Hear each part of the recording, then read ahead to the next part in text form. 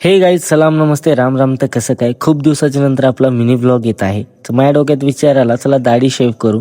तर लगेच मी निघालो घरून. लगे मला इथे काका भेटले. त्यानं म्हणले मला ड्रॉप कर. ठीक आहे काका, बसा म्हणलं. की लगेच त्याला ड्रॉप केलं. त्यानं बाय बाय केले. नीट निघालो अंबाजोगाई रोडून. बघू शकता व्ह्यू.